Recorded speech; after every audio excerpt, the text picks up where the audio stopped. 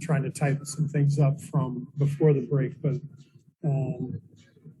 finished off with a scrimmage, 12 minutes just to blow it out. Just you gotta feel the lungs burn again and feel the ball and get some rhythm. You can't just throw them out there tomorrow night after a week off. So a good practice.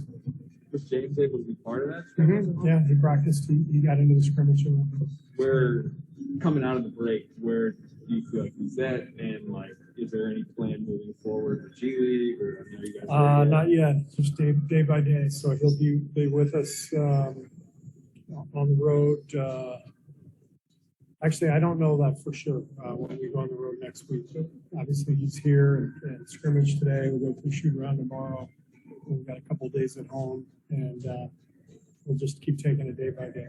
It seems like there was kind of a consensus before the break that was really needed. Just you guys are really feeling the whole run down. Do you think that is going to help fix a lot of the issues that you guys are suffering? Yeah, I mean, I hope so, but we got to play better too.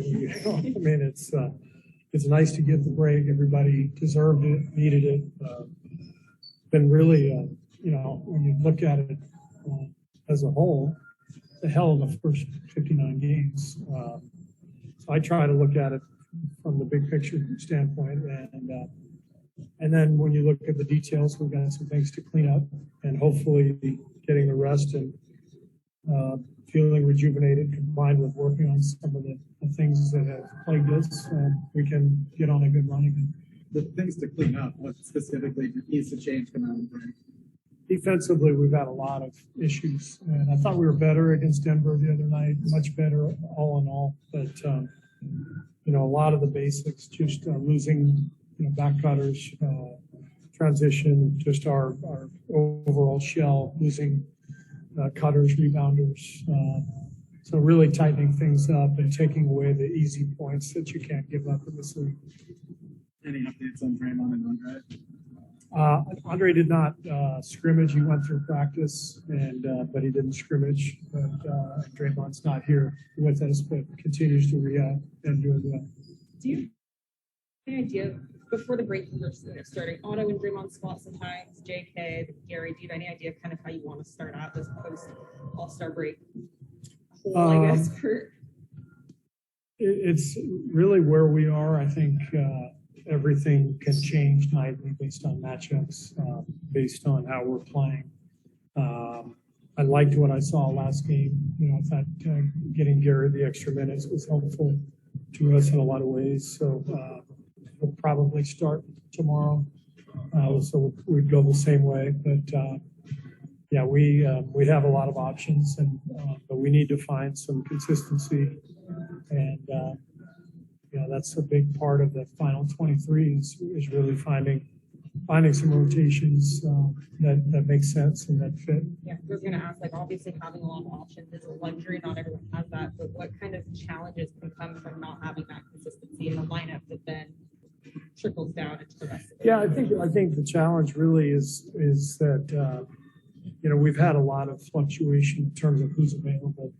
With Clay and Otto not playing back-to-backs, and then Draymond going out, Andre going out. So it hasn't felt like we've been able to find the consistency that we've wanted. So some of it you just have to live with. But as we go and we continue to get closer to the playoffs, we have to settle on some lineup combinations. How did James look tonight? He looked good. Yeah, he's moving well and he's feeling good. He had a good All-Star break. Got away for a couple of days, but got some work in too. And he's it's just great to see him back out on the floor, see him smiling, see him happy. It's all good stuff. But like I said, we'll just keep taking it a day at a time. No proclamations, no plans beyond the next day, and we'll go from there. Coach, over the years, what ways have you seen Stokes' approach kind of changing out of the All-Star break? I don't know that I've seen it change a whole lot. I mean, since I got here 7.5 years ago, he was already an all-star. He had established himself as one of the best players in the game. He had already established a routine I think he's added to that routine and his ritual and continued to search for ways to get better. But as he has gotten older, he's had to make sure he takes care of his body, takes care of his mind. What really helped, I think, him and the rest of the All-Stars was the league extending All-Star break by a few days so that guys like Steph and Wiggs could get away for a couple of days after the game itself. That was huge. For most of the league's existence, the Stars didn't get a break at all. They just went right from the All-Star game back home and had to start practicing again. So that's been very helpful. Have you been able to start formulating playoff rotations, not having Clay and Draymond together on the court? I've thought about it a lot, but I think that's different from formulating them. So, part of the All-Star break is getting away and being able to sort of be introspective in terms of, my own job, what I'm doing, what can I do better, how can I help the team, how can I help individuals. So I spent a lot of time thinking about everything team related. It was nice to do it on my own time,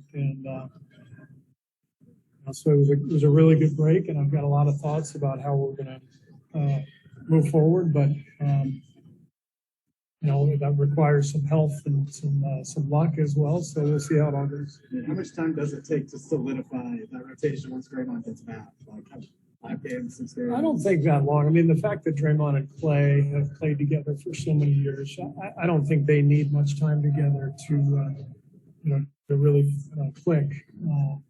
But if a guy's coming back from injury for the playoffs, it sure is nice to get a handful of games, under that player's belt, and then as a group as well. So we're really hoping that everything works out health-wise for our team, and then we can have everybody available. But we'll see. You say you plan to start Gary?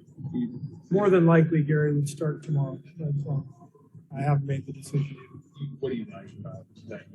Just maybe the more defensive versatility that he provides? Yeah, a little more defensive versatility. It gets Gary on the floor more. I think getting him more minutes right now is important. I think you could see his impact the other night. So starting him allows us to get to rotations and to give him an extra rotation at the beginning of the game, which bumps him up, closer to 20 minutes. It'll take a few. So, that'll probably continue, but who knows? We'll see. Hang on real quick. Monty, is that on mute? Monty Poole, can you hear us? Yes, I can. Go ahead. Steve, you talked before today and even last week about the defense, and we all know how important that is for you guys to reach your postseason potential. But the mistakes that you're seeing, the errors you're seeing, are they mostly physical, mental, game plan miscues? I mean, what is it that has caused the problems over the past couple of weeks before the break? Mostly focus. So I think we have everything we need physically, once we're healthy, of course. But we've had some issues occasionally with some matchups and not having enough size occasionally or whatever. You guys have all covered that. The last few weeks have been challenging in that regard somewhat. So I'm not worried about that stuff. But the thing that concerns me is missing box outs, letting guys run right by us in transition. We always talk about taking away the easy points. That's paramount in the NBA. The team with the worst record in the league is going to score more than 100 points every night. So how can you take away those extra, 10 to 20 points a night that are the difference between winning and losing? And that's all the things I mentioned: box outs, turnovers, transition, keeping your shell tight, not letting back cutters get to the rim for layups. All that stuff matters, and that's where we've been lacking, I think. Thank you, sir. So, great. We'll have Steph out here.